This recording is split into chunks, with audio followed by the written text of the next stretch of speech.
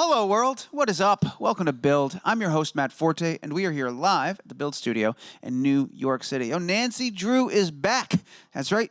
The brilliant mystery-solving teenage detective has an all-new show on the CW premiering this Wednesday. However, things are a little bit different this time around. It's a little bit darker. She's recently lost her mom. Is just out of high school. She's at odds with her dad. So naturally, she's sworn off the whole crime-solving thing. That is, until she's at the center of a high-profile murder in town and gets dragged back in.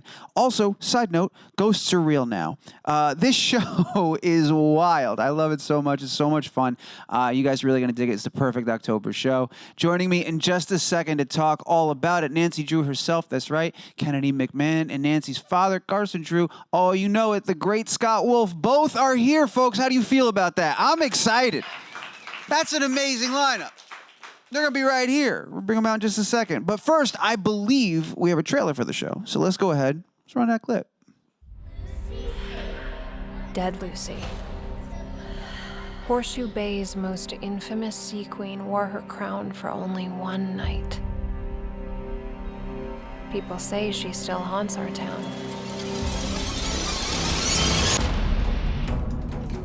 But I don't believe in ghosts. I believe in looking for the truth. Drew, clam chowder, table 8. Mysteries are everywhere, and I love solving them.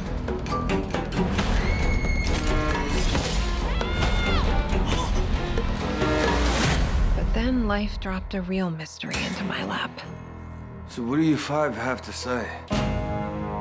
I'm looking at town screw-up, ex-con, city girl, and Nancy Drew. Why does he say your name like that? She used to complicate my job. You mean do it for you? A socialite killed on parade night. We have to solve this case fast. In a case like this, you have to look to the husband.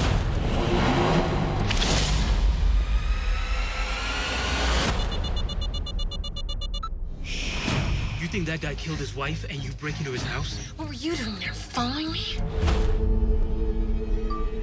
Help me, please, no. Tiffany Hudson, murdered by a ghost. Not just any ghost. Dead Lucy.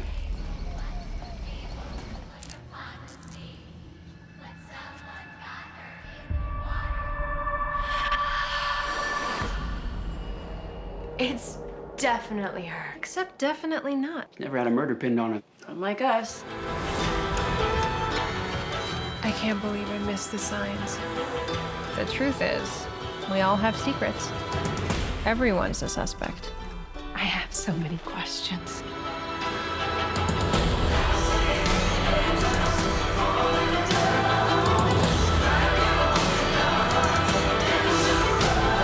Trying to prove her innocence is gonna end up making her guilty.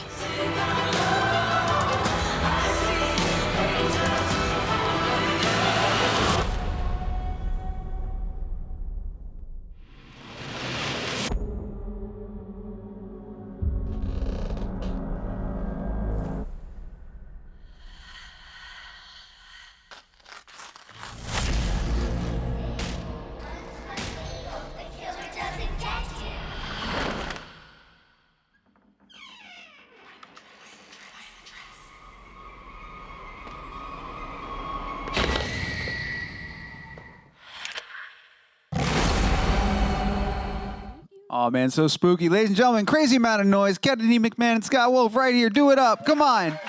Come on. Guys, congratulations. Kennedy, welcome to the show. Scott, welcome back. Thank you. So nice to have you guys here. And this show is fantastic. I got a chance to see the pilot, and it is spooky. It's got such a great vibe. I'm really excited for you guys, excited for this show to be out so everybody can talk about it. How are you guys doing? How's life? Great. Yeah, doing good. Doing good. I think our whole cast and crew is very excited for the show to premiere. Yeah. Yeah, it kind of feels like you're working forever super hard and it's all disappearing. So it's like really exciting that it's going to exist and actually become something. Because I'm like, what is this? What if every day with 16 hours of work amount to? Nothing. Well, to that end, was yesterday you guys were at Comic-Con. You were all together. Yeah. Was that? I think you screened an episode there, right? Everyone saw the pilot. Yep. Was that your first time seeing the final cut, or at the very least seeing audience reactions to it? What was that whole experience like yesterday? I had seen most of it. We reshot scenes with Scott, and I haven't seen those. That was my first time seeing some of them, and I didn't even see all of them. So there's still some mystery for me to watch on Wednesday night. Yeah, and it was so it's the first time. There's a backstory there, but so there was the first time I've seen, especially in front of people, my scenes incorporated into the final pilot, and so it was good fun. The audience seemed to really dig it. And it was a great crowd, standing room only, and everybody was super enthusiastic. So it's fun because it feels like, like Kenny was saying, the show it's sort of been our little secret that we've been up in Vancouver making. And so to get a chance to hand it over to an audience and share it with the world is pretty exciting. How long ago did you guys wrap things up? How long have you been not in front? We are in the midst. We're in the middle of episode 8. You're doing it. Yeah. Things are getting crazy. Crazy. Yeah, we're filming episode 8 right now. Very cool. Yeah. What are your plans for Wednesday for the big premiere? You gonna like watch parties, getting your friends together and stuff? I'll be working. Filming 9. Filming episode 9. But we are having a little watch party at our set lunch, and we're gonna do it in the Claw. We have a big setup, and in the little Lobster Shack restaurant, and we're gonna set it up, have some treats, watch the show. Especially because a lot of the crew hasn't seen the pilot, because we had a different crew on the pilot than we did for the rest of this season. So that'll be kind of cool for them to be like, oh, so that's how this all started. So it'll be nice. Yeah, I'm actually going to be in the air. I'm going to be flying back to Vancouver while the show is airing. So Really? I know. So I'll have to be. I'm hopefully they'll have Wi-Fi, and I'll be able to at least kind of keep posted on what people are saying. 2019, you got to be able to watch it on the plane. You would think we got people on the moon, for God's sake. Exactly, and that was a while ago. I was doing my job, not stalking. I was going through your Insta story, and I saw you were playing D&D pretty late last night. And I was thinking that's something you've done for a while. That's a long-standing tradition you have with your friends, right? Yeah, it is. It was sort of in college. I went to drama school, so it was all actors, and we're also huge fantasy nerds. And we started playing, and it was like therapy in college for us. It was like our way to have some agency over the work we were doing, have this creative expression that was not associated with, because, when you're in school, it's just school and work, and it all becomes, the thing you went to school for is your passion, but then all of a sudden it's like your homework, and it's weird, and it just becomes this weird thing where you need a similar form of expression, and that's what it was for us. And we just became, once we all graduated and moved to New York, we were playing like 16 hours a week. We were like playing constantly. And so when I left to come film this show, that easily the worst part about getting this job was walking away. The only worst part really is walking away from the campaign we had been playing for 3 years. So last night we just did a one shot. We did a crazy bunch of stuff, and it was my soul really needed that, I think. Have you tried to bring that to the set at all? There's a lot of downtime notoriously on set. This is true. I talk about it a lot. So I DM as well. Okay. And I was like, I had this crazy idea in my head where I was like, I'm going to go and I'm going to run a campaign for us, and it's going to be great because with all my free time that I have, which I have 0% free time. It's a little different for you. It is a little different. So I'm hoping one day that could come to be. I was giving Scott the real lowdown in the car today. I got a serious crash course in D&D on the way. Yeah. Never played Over. before, I've not, but I now want to. Yeah. Based on what I've heard. It's how it works. It's the best game in the world. One at a time. Just got to get people interested, get them intrigued, and then one day they're going to come to you. Oh, yeah. And they're going to be like, hey, are we doing this or not? So I hope that will come around. Someday. Let's real quick. Let's just go back a little bit and just kind of the beginning of this journey. You're Nancy Drew. Look at this. You're on a poster, dude. This is you.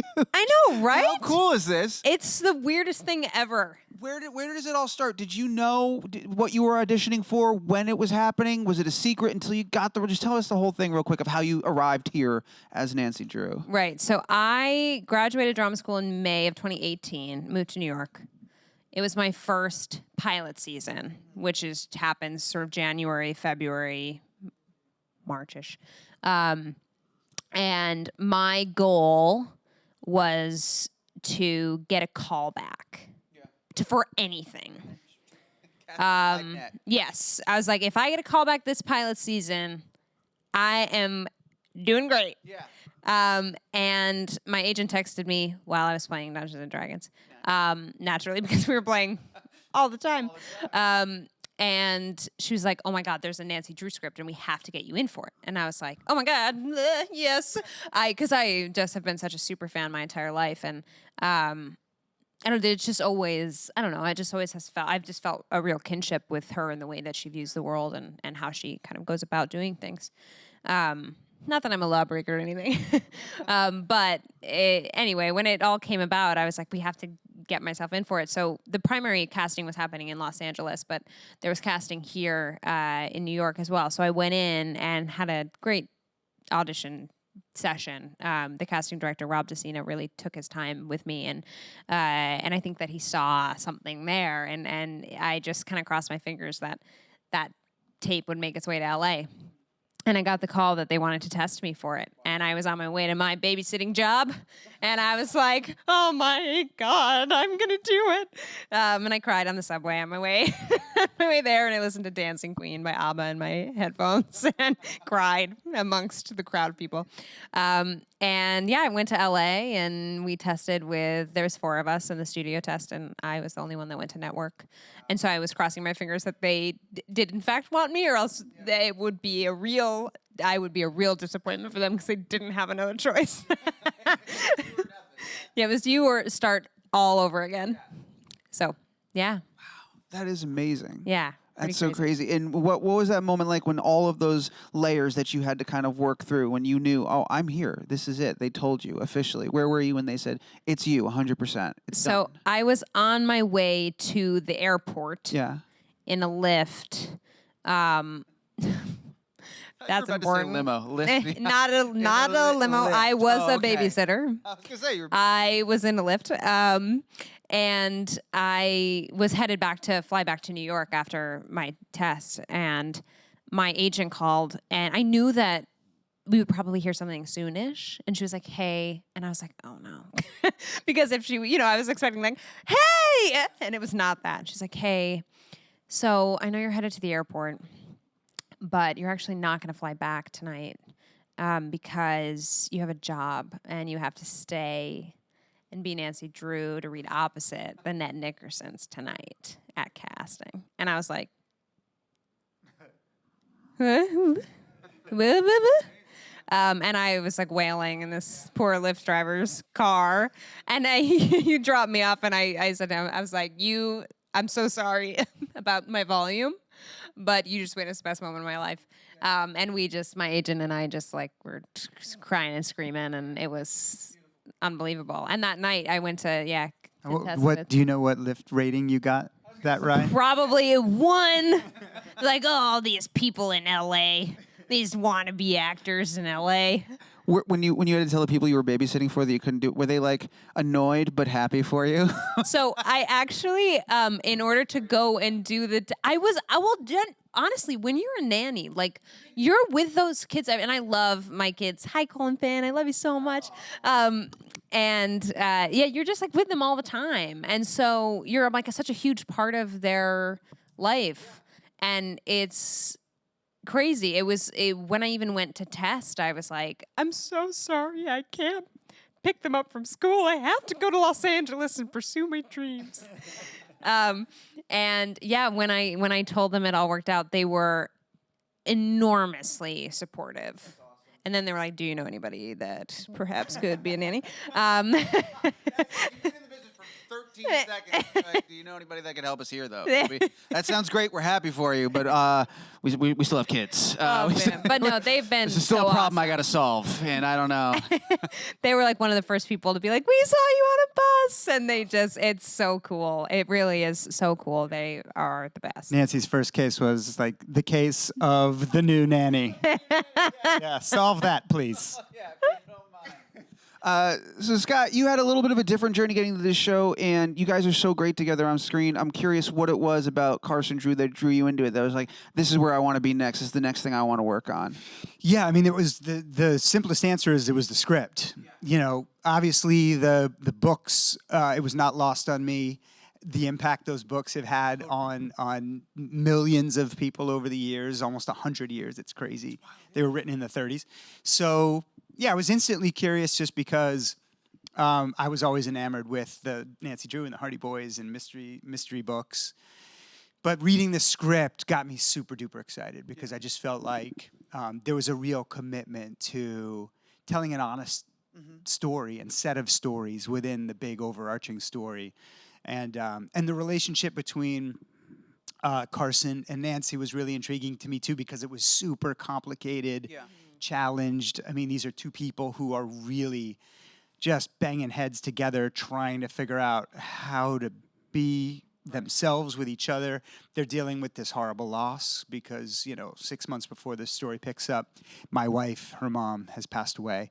So there was a moment at the end of the script that really got me, which is just, and people will see pretty soon when the first. So it was the moment where. It was Still holding the microphone. It's this little moment of daylight between the two of them, and it just kind of laid everything out before me where I thought, oh, how cool to watch two people who are so primary to each other, love each other so much, but have had this life experience just slice them in half, and to see how they could possibly figure out a way to move forward. So inside of this incredibly mysterious, fun, popcorn eating adventure, there's a really fundamentally important relationship between a father and a daughter.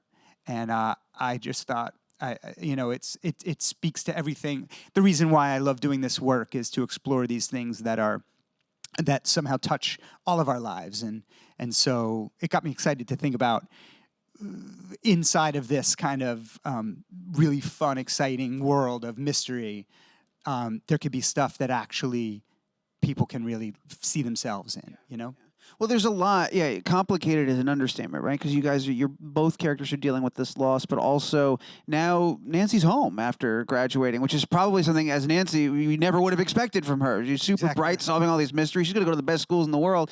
Now your daughter is home when you didn't expect her to be. Your wife is gone. All this sort of stuff. What kind of conversations? Because it is so complicated and layered. What did you guys talk about to sort of get in that zone and find that relationship, or did you just trust the text and let it happen naturally? Just what was that like? What kind of prep went into that? I mean, the shortest version that I would give would be we didn't do anything. Yeah. And the reason why that's remarkable is because I think Kennedy would agree, we are incredibly passionate about our work in general, about this particular story, about these characters, and about their relationship. It just was, somehow it was one of these situations where all these layers of who we are as human beings in our own personal lives, who we are as characters, it just felt understood in a way. And yeah, it's very rare that you find yourself. Well, I feel like I felt it when we first met, but then when you're acting with somebody and you meet their eyes, to have somebody that's really present with you is very rare. That's really there. Yeah. That's playing sort of in the same level as you, not in talent whatsoever, just tuned into the same radio station. Yeah. And I found from the moment we started working together, I looked at you, and we were playing the same song. 100%. And yeah, and then on a personal level, I don't think I've ever told you this. So right at the day after I met Scott, I had like a really intense dream about you that night. And it was when, we saw each other in the writer's room the next day, and it was your birthday, and you were like, let's get coffee. And I was like, weird about it, because in my head, I just spent the last 6 hours last night having really deep conversations with you in my dream. That's crazy. Yeah, we talked about religion, we talked about How did Dream Scott match up to Real Scott when you went? Very accurate. And see, well, this is what I mean is it just felt like I was like, oh, okay, sure, we can get coffee, Scott, I guess. We never met. It was so because it was a very normal suggestion of you to be like, let's talk. But I was like, I already know you, sucker. But it's just something that really felt so natural. And has always been that. And Scott reminds me a lot of my real dad, a lot. in the best way, because my real dad's just slightly better than you. I have Is your, to all, admit. is your real dad also magically not aging for Yes. some reason? Is that happening? Yes. Yeah. Okay. Fantastic. Would you not say? Where you guys meet up at some kind of secret club? Like, how are we doing Yeah, this, it's a sir? club. I need to know. I don't know. I Yeah. think there's something underground happening. Yeah. I look like 83 from the neck down. It's just, it's all. That's why we it's keep all, him. We keep him covered up. It's all one yeah. spot. Is that did that button come undone? No one can see that. But yeah, no, that is, and I appreciate everything Kennedy just said, and yeah, it just feels like arguably the most important piece of what we could do together. In many instances, does take an incredible amount of thought and work and conversation, finding commonalities, finding common ground, getting on the same page, and it just was all there. And it was one of those magical things. Similarly to, and I will say this till I'm blue in the face. Am I blue in the face? Okay, so I have to keep saying it. Tell me when I get blue. Kennedy in this role is one of these great, spectacular, meant to be cosmically profound things where, it's just so aligned, it's so right, it just feels energetically, physically, the whole thing. It's like, it just works and makes sense. And so, and when I read the material for the first time, I felt like I belonged Carson Drew, which is what you hope to feel when you read something. One of the things I love, not just about this show, but the way everyone's approaching this aspect of it, is very upfront. There are supernatural elements. I don't like when a show plays coy with that, and I got to sit there and figure it out. Well, is it a ghost? Is it not a ghost? I like that I know what the rules are going in, and that's exciting. I know the world and the sandbox we're playing in now. I can get invested in this story. When you guys first found out there were going to be supernatural elements, because not traditionally a big part of the Nancy Drew books in the same way that it's a part of the show, how did you feel about that? Were you excited about that? Did you have to be sold on the idea? What was it like when you first found out that would be a big part of it? I was An important question. Yes, I was very excited for a number of reasons. One of them being that I love the idea of spooky, scary stuff. Yeah. But I cannot expose myself to it because I'm too scared. Okay. But in this way, I can live it and know what's going on, so it's not that scary. Okay. And still enjoy all of it. So there was that aspect of it that I was like, haha, I found a loophole. I've done it. But secondly, I think that this is a really cool way to elevate what's sort of already present in Nancy Drew, the source material, the sort of like hintings at the supernatural that have sort of trickled through the books and things. But also, in every iteration that we've ever seen, we have Nancy Drew's super sleuth, I'll find your grandma's jewelry, and I'll do it really well. Or like just all of this stuff that's very, and obviously a lot more potent things throughout the books. So she deals with a lot of serious stuff. But she's so capable. She's so, like she always does it, no matter what. And it's something that she can touch and feel and see and figure out tactically. We're moving into territory now that mentally challenges her in a way that she's never been challenged before. Exciting, yeah. Right. So you're having this highly meticulous intellectual having to grapple with the ephemeral. Yeah. And that's so cool, and it's confounding to her, and it creates this spiral of how do I find out how to figure this out? Yeah. And it's created throughout the series so far a lot of cool emotional growth for her as she's so dedicated to this pursuit of figuring all of this out, but she has no idea how to do it, so she's willing to do anything it takes to figure it out. And we're just seeing her rise to a brand new type of challenge, which is really, really cool. Very cool. Which I think only something like the supernatural could present to her. Yeah, I mean, for me, I was, I wasn't sure how to feel about the fact that we were really grabbing our supernatural flag and flying it unabashedly. And I suppose my first thought was like, oh, in a way, in a way, we all have to just be focused on our story. So the books are indelible and important. We want to honor those and honor all the fans of the book series. But we're making this show. And within the confines of our story, all that matters is we focus in on telling the truth of what we're doing. So my only sort of thought was, will people who have a certain expectation of what Nancy Drew has been to them, how will they almost be able to sort of roll with the more supernatural elements of the show? But then a couple of things. The first thing is that every bit of supernatural goings-on is all rooted deeply in the mythology of the lives that all of these characters are living, this place we live in. And so all of it is so deeply tethered and ingrained in the mysteries that Nancy is trying to unearth.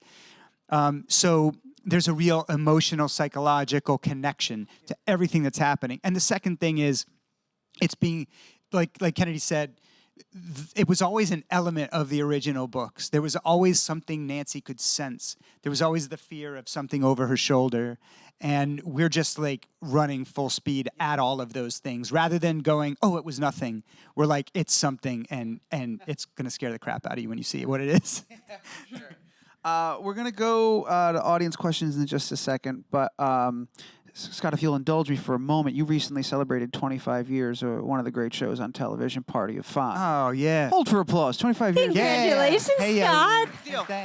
That's a big deal. It was a couple of weeks ago, I believe, not too long ago. Not too long ago, yeah, 10 days ago or so. It's pretty wild. So congratulations on that. I saw in reading about that, I was surprised, I didn't realize this, that the original creators are doing, they're bringing it back, they're rebooting it over at Freeform. I'm wondering, because I know that show was so special to you and meant so much to you, how you feel about the idea of them rebooting it, and have they called you? Are you going to maybe pop I've not heard from anyone. Haven't heard anything yet. I've not heard from anyone. So what do you think about the original force coming back and kind of rebooting it for a new generation? Yeah, I mean, look, it is. It was a massive part of my life, my work life and my personal life, frankly, and I'm forever proud of what we made.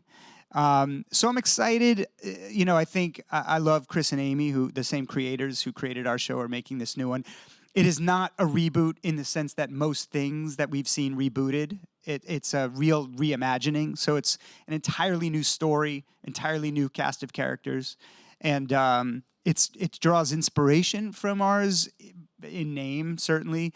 And then also in the fundamental story aspect, which is a group of kids who are without parents now and having to go it on their own. So from there, it's just a complete departure and a new story. So, you know, I hope they don't screw it up, because I don't want, I don't want to start hearing like, oh, that show Party of Five stinks, and then I'd be like, wait a second, Not my Party of Five. That's not my Party of Five.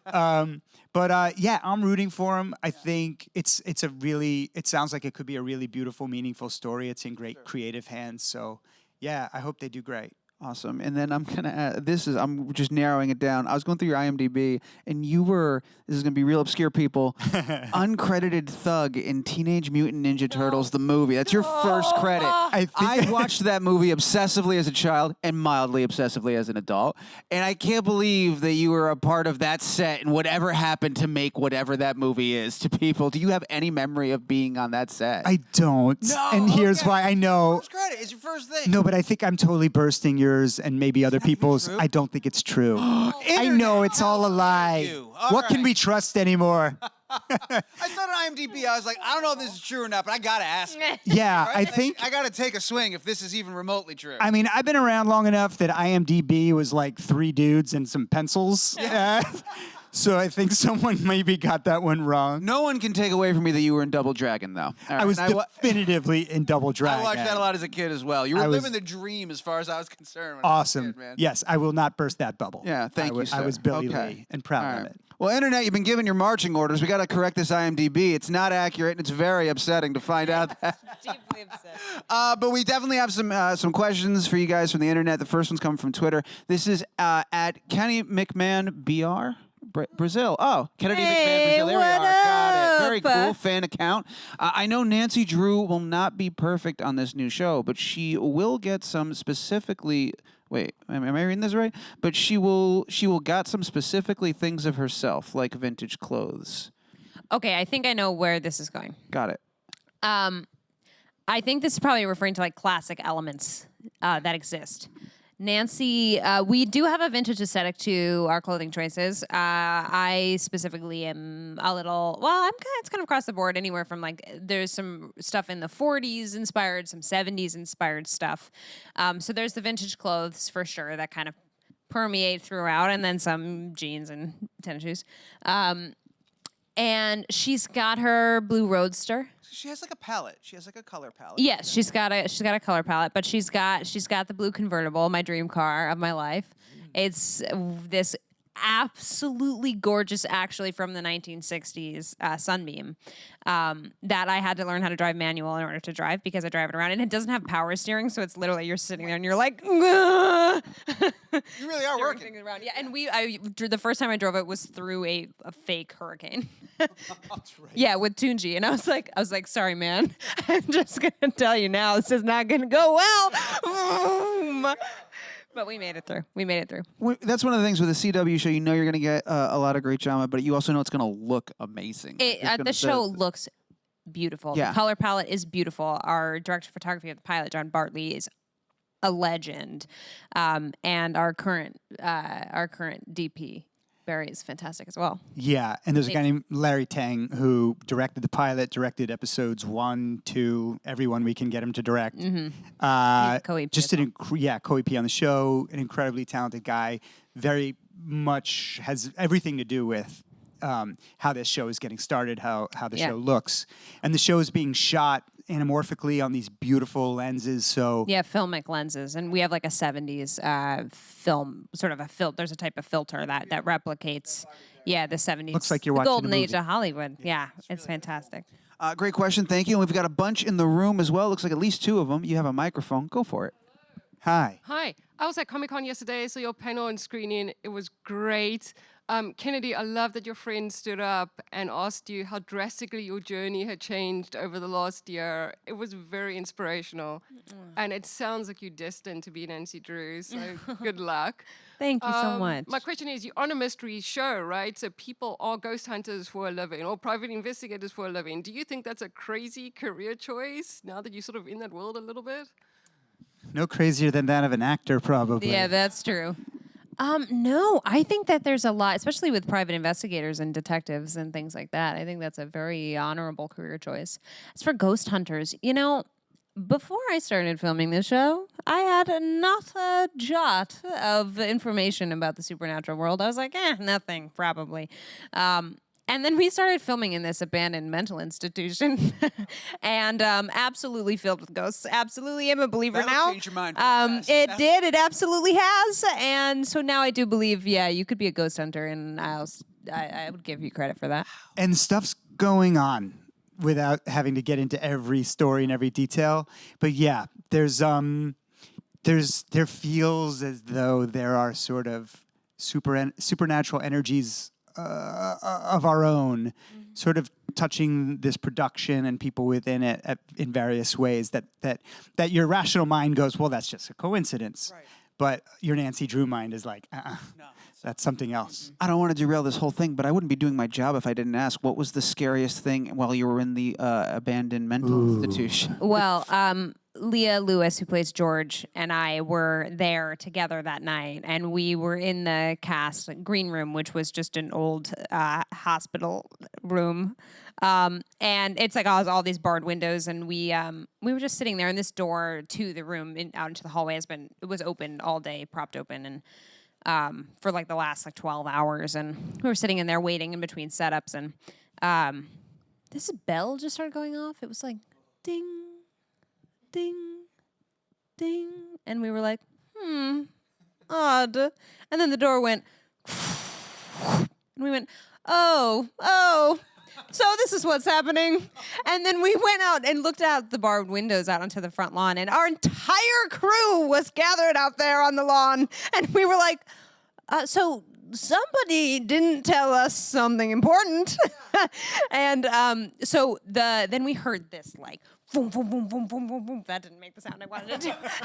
I heard this like pounding out in the hallway, and I was like, Leah, it's been really fun. I guess this is it. And it was one of the PAs that was like, you have to get out of here. But the door was locked on both sides, and it'd been working all day long. And we were like, what's going on? And we couldn't get it unlocked, and they couldn't get it unlocked. And we were like running down the hall. I was crying. I was crying. I was absolutely crying. You should be. Leah was holding strong. I was a mess. And You have to hold it down. yes, it was her. She was taking one for the team. We like ran to the staircase, and it looked, there's like one going, we were one floor up from the ground level. And we went, and there was like one leading up, and then like around a corner that would be leading down. And we went, and it was closed off. And we were like, why is this happening to us? We could not find an exit. And eventually that door got unlocked somehow, and we made it out, and it was a fire alarm, and it was because of our atmospheric smoke. But it was definitely a ghost that closed the door. I love that little asterisk at the end. It was Just don't think about that part. Just think about the cool part before. What were you going to say, Scott? Well, no, that location is definitively Yeah, it has haunted. There and spooky. there are so many stories about that particular, because a lot of shows film there. Okay. They got a lot of stories. Yeah. Crazy. Then also like well, they're just like little weird things that are just these aren't supernatural things, but they're just cosmic-y type things where you're like, okay, something. Basically, long story medium, my autobiography. I got sent a bunch of books. My wife's friend sent me like a stack of Nancy Drew books that she found in Maine. The fictional Horseshoe Bay town in Maine is in this little store, sees a bunch of Nancy Drew books, knows I'm on the show, sends us the books. Buys the whole shelf worth. I open the box. I'm standing with my son. I'm in my kitchen, pulling them out. Oh my God, look how cool. Bunch of like reissues and then a couple of originals, like grainy covered, old. And I opened the first original, and the little girl who owned the book wrote her name in it, Kennedy. Get out. No way. I was like, what? And my son was like, what? I was like, I can't talk to you right now. I have to send somebody a video. So I sent her and our producers a video. But it was like, these are just the little things where, coincidence? Sure. But no. But also, whoa. Yeah. That is wild. Kennedys are floating around out there. Not a lot. We've got time. Kate Stelman got one more. Let's do it up. Come on down. You got a mic? Hi, guys. Hi. So my question's for you, Kennedy. And I was wondering, were you ever nervous to play such an iconic and reoccurring role as Nancy Drew? Oh, well, most definitely. Yeah, I don't know. It's been an interesting, it kind of comes in waves. When this all first came to be, I felt like I had sort of, I'm such a huge super fan. I've been reading the books and playing the computer games my whole life. And like, I literally have like 19 of the computer games installed on my laptop currently from before all of this happened. And so there was an element of it where it felt like, it just felt right. I was like, oh, I've been accidentally preparing for this forever. But also, then there's moments where it's like, so people really care about this character, including myself. But who's to say that other people's interpretation of who she is in alignment with mine? But at the end of the day, what sort of kind of put those worries to rest for me was, I had. All I can do is play the Nancy that is on our script pages, and the one that I have up here that lives within me, and that's truly all I can do. And I hope very much that other people see the Nancy that they love in the Nancy that I'm playing, because I do. But everybody's gonna have a different interpretation. But that's sort of how I've calmed it, and I've had a lot of wonderful support from everybody, and makes it easier, and we just kind of gotta hope. Thank you so much. Thank you. We got to wrap things up. You guys got a million things to do, but I'm so excited that you took some time to come hang out with us and tell us about your show. It's wonderful. You're wonderful. I want to thank everybody for being such a great audience. You guys Thank are great. you guys. Thank you guys. Thanks to those who watch at home. I want to remind the world that it premieres on Wednesday the 9th. That's this Wednesday, guys, 9 p.m. on the CW. Do not miss it. Again, it is the perfect time of year for this perfect show. They got to check it out. Everybody, please, a round of applause. Make some noise. joining. Thank you. The great Kennedy McMann and Scott Wolf for being here. Thank you. Thank you so much. Thank you so much. It was a pleasure.